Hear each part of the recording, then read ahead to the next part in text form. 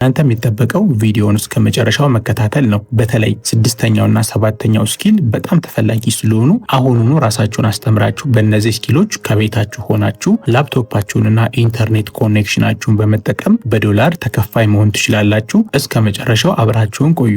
በዚህ ቻናል ላይ ሁሌም አስተማሪና ቁም ነገር አዘል ቪዲዮዎችን ይዤላችሁ ስለምመጣ ለቻናላችን አዲስ የሆናችሁ ሰብስክራይብ በማድረግ እንዲሁም ደግሞ የደውል ምልክቷን በመጫን ቤተሰብ ሁኑ። ቪዲዮውን ላይክ በማድረግ ጀምሩ።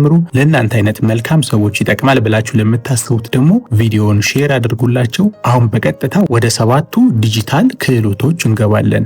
በ2026 ገንዘብ የሚያስገኙ 7ቱ ዲጂታል ክህሎቶች። አንደኛ፣ ቪዲዮ ኤዲቲንግ። በአሁኑ ሰዓት ዓለማችን ላይ ትልቁና ውዱ ንግድ የሰዎችን ትኩረት መሳብ ወይም አቴንሽን ኢኮኖሚ ይባላል።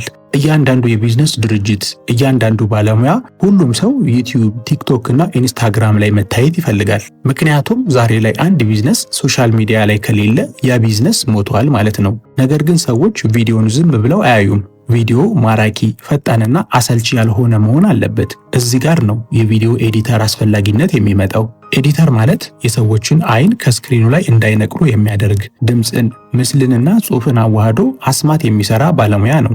የተለያዩ ዩቲዩበሮች፣ ቲክታከሮችና ድርጅቶች ቪዲዮ ለመቅረጽ እንጂ አቀናብሮ ለማሳመር ጊዜ የላቸውም። ለዚህ ስራ ደግሞ በሺህ የሚቆጠር ዶላር ለመክፈል ዝግጁ ናቸው። ምክንያቱም ቢዝነሳቸውን፣ ድርጅታቸውን ለማሳደግ አሁን ላይ ሶሻል ሚዲያ መጠቀም በጣም አስፈላጊ ስለሆነ።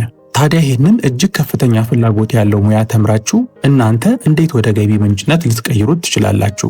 መንገዱ እጅግ በጣም ግልጽና ቀለል ያለ ነው። ትልቅና ውድ ኮምፒውተር እስኪኖራችሁ አትጠብቁ።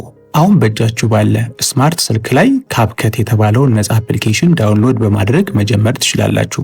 ኮምፒውተር ካላችሁ ደግሞ ፕሪሚየር ፕሮ ወይም ደግሞ ዳቪንጂ ሪዞልቭ የተባሉ አፕሊኬሽኖችን መጫን ትችላላችሁ።